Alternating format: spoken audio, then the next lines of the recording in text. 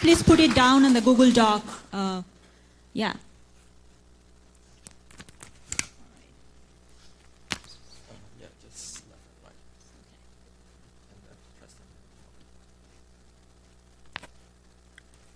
All right, our next speaker is UA, right? UA. Yeah, please take it away.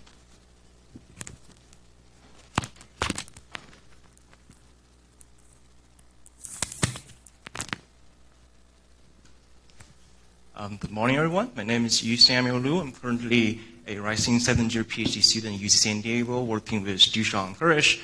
So today I'm going to talk about the work that I've been doing since I was an undergrad at UC Santa Barbara, mostly with Near-Mandelker, Pano, and Avishadeppo. And the work is, of course, about filament, but today I'm going to focus more on the pure IgM regime, on the radial zooms of the cross-section of filaments. So let me start by showing this plot to you guys, which is a zooming in procedure of a part of the universe from left to the right. Though if we go from the right to the left to see how each zoom is zoomed out, if you focus on the rightmost panel, you see there's a pole stream that is feeding the galaxy, and it's been thought that pole stream is the main mode feeding galaxies with angular momentum, mass, and turbulence. If we want to figure that out, we have to go to a larger scale, focusing on the middle panel, and to see how the pole stream evolves in the CGM regime. If we want to figure that out, we have to go to an even larger scale and focusing on how the filaments properties are constrained in the pancake or the IgM regime. And the reason behind all this is the properties of filament actually set boundary conditions for CGM streams and the baryon cycle. However, unfortunately, the IgM filament properties are actually not well constrained because they're poorly studied, and that's pretty much why we started our study. In this work, we try to address the two major questions. What is the filament's thermal and kinematic structure, and what supports the filaments against their own self-gravity?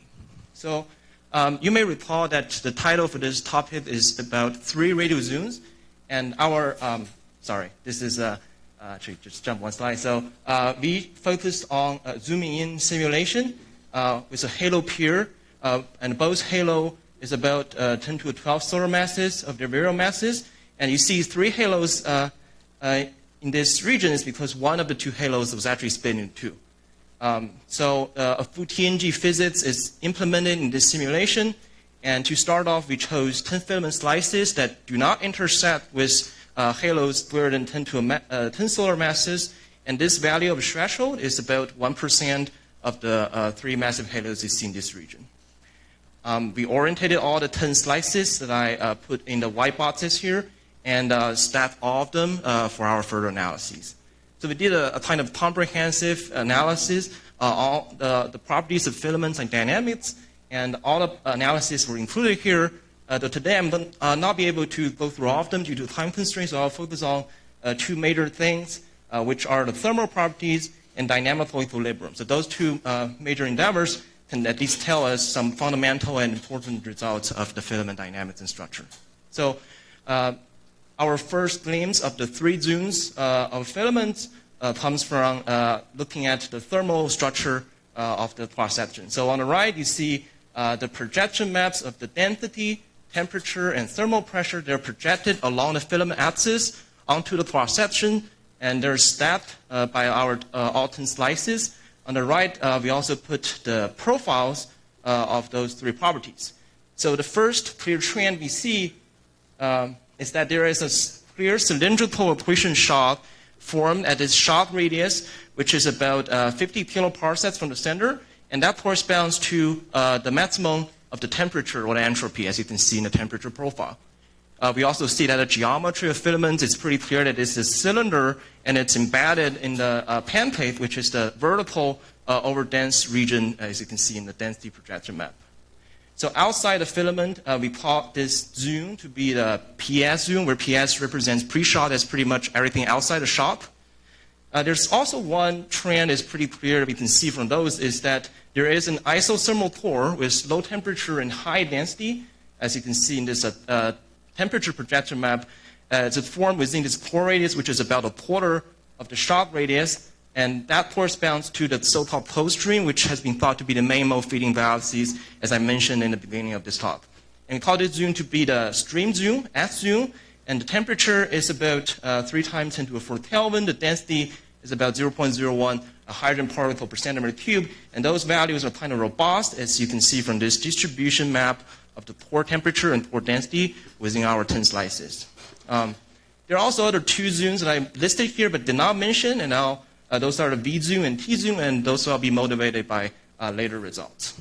So during the rest time of today's talk, I'm going to focus on one single question about the dynamical equilibrium of filaments, basically how the filaments are supporting themselves against the gravity. So let me start by introducing the methodology. But before even going to methodology, let me show you the plasma beta parameter profile here. As you can see, this value is pretty large, 10 to the 4th to 10 to the 8th for all radii. So that means the magnetic fields are completely negligible. So the dynamics of filaments will be described by this hydrodynamical momentum equation, which is the Euler equation I wrote here. And I put gravity to one side and all the other terms to the other side because I wanted to integrate both sides with respect to a cylindrical imaginary surface. And the right-hand side integral, which is the surface integral of this gravitational potential gradient, boils down to total mass by Gauss's law, and we call it to be the gravitational mass. But notice that gravitational mass is nothing but the total mass because by definition, everything that has a mass will generate gravity. And all the other terms on the left-hand side will also have a unit of mass if you properly integrate them and normalize them. And we plot them using the physical interpretations. So for this integral of the thermal pressure gradient, we call it to be the thermal mass term. For this integral of this convective derivative term, we call it to be the inertial mass term. And lastly, for this integral of the temporal time derivative of the velocity field, we call it to be the acceleration mass term.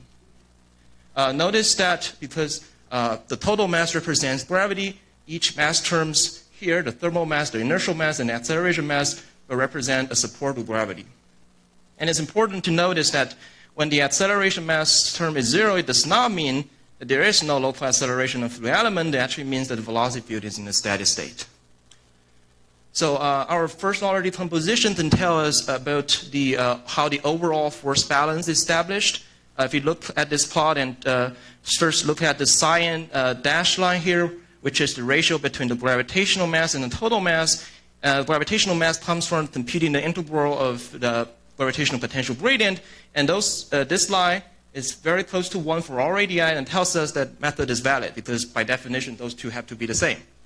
We also notice that integrals are in 2 directions, the radial and the axial directions, because if you think about a cylinder, there's a cylindrical shell and then also 2 ends of the cylinder, like the top and bottom. So we can also decompose the gravitational mass into that 2 directions, the radial gravitational mass and the axial gravitational mass. If you look at the purple dashed line here, you see that the radial gravitational mass is greater than 0. By our language, it means the radial gravity is inward, and that tells us the filament is bounded by its own self-gravity. On the other hand, the axial gravitational mass is less than 0, so the axial gravity is actually outward, and we suspect that this is due to the tidal stretching of the 2 massive halos at the 2 ends of the filament. There are 2 regions here where the velocity field is in steady state. There are also 2 regions where the velocity field is not in steady state, and in particular, in those 2 regions, you see the gravitation acceleration mass term is less than 0, and by our language, it means that the velocity field is accelerating, and we suspect this is due to the expansion of the shock, which we have tested. There are also, in the S zone, the acceleration mass term is greater than 0, and we don't know the cause of that yet. So to get a better understanding, more detailed understanding of how radial force balance is established, we computed all the force terms in the radial direction. Starting from the rightmost zone, in this zone you see that outward thermal pressure force is greater than gravity and is partially compensated by the inward inertial force here, which comes mostly from the ramp pressure, and talk about ramp pressure in the next slide. And we call this zone to be T zone, where T represents thermal, because thermal pressure force is important in this zone. Going a little inward in the next zone, you see that the thermal pressure force becomes less important and the inertial force becomes more prominent due to the existence of the quadrupolar vortex structure, which I'll mention in the next couple slides. And we named this zone to be V zone, where V represents vortex or vorticity, because vorticity is important in that zone. That dominates the dynamics. Near the pore radius, you see the thermal pressure gradient dips down suddenly, and in the stream zoom, similar to T zoom, the outward thermal force is compensated by the inward inertial force. So you may wonder what that inertial force is. So we wrote out all the terms in the inertial force explicitly, and we can interpret each term by their physical meanings. So the first term here represents a combination of the ram and turbulent pressure in the radial direction. The second term corresponds to a shear force between the radial and azimuthal direction. The third term is also a shear force, but between the radial and the axial direction. And the last term is the centrifugal force that comes from both the mean and residual rotation of the velocity field. So noticing that we can actually decompose the velocity field into both mean and residual components, and so we have like all the four force terms in their both mean and residual components, and we put all 8 lines here. So starting from the thermal zoom, you see that the ram pressure and turbulent pressure and azimuthal shear, they're all comparable to each other, and they're largely compensated by this very large residual rotation on the top. However, in the V zoom and S zoom, the ram and turbulent pressure becomes less dominant, and a very large azimuthal shear on the bottom, and it's still compensated by the residual rotation on the top. So this is a pretty clear trend we see, and we wonder where that comes from, and the answer is that it comes from the quadrupolar vertical structure that you can see both in the stat vorticity map of the filament cross-section. You see this red in the first and third quadrant. You see the blue in the seventh and fourth quadrant. Also in this velocity vectorial map, here you see they're pretty clear. There are 4 eddies here that are kind of oriented in the quadrupolar way. So because quadrupolar pattern is prominent, we came up with a toy model with only 4 vertices, ideal vertices centered and orientated in the quadrupolar way, and we computed all the corresponding force terms from this model that appear to be important in the dynamical equilibrium calculation. And if you just compare those 2 results, if you just look at the purple line to the purple line, the orange line to the orange line, and the red line to the red line, you see those 2 results actually agree on each other to a pretty good extent, and that really tells us that the dynamics is dominated by the quadrupolar vorticity, especially in the V zoom and S zoom. So to summarize here, I put a cartoon depicting the 3 major radial zooms of the filament, and there's a cosmic sheet coming from the top and the bottom.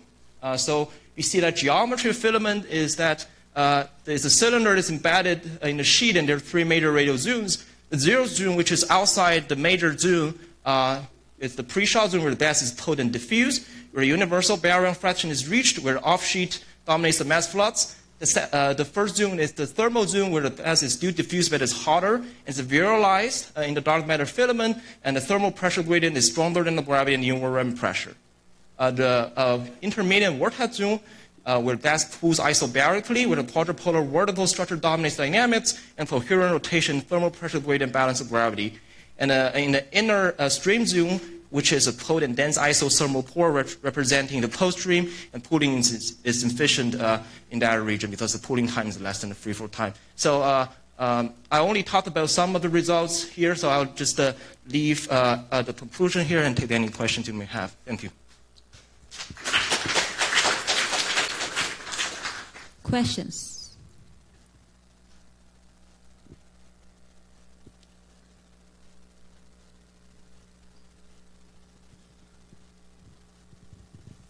I understand that these filaments show Kelvin-Helmholtz turbulence at the edges. How is that accounted for in the way that you're modeling? Do they just sort of cancel out in the rest frame of the filament? You mean near shock radius? Yeah. I mean, there's a lot of turbulence presumed at the boundaries where there's the Kelvin-Helmholtz against the stream coming into a hot medium at different velocities, yes? I didn't look at the Kelvin-Helmholtz instability near the filament, but I think probably Han knows something about it. He raises his hand, so he may can explain this a little bit. Kelvin-Helmholtz instability is only important when a filament goes into the CGM. So Lewis studying the filaments outside the halo, outside the CGM, and so what you have is the gas flowing onto the filament and shock heated, and so there's no Kelvin-Helmholtz along at the boundary of the shock, of the filament shock.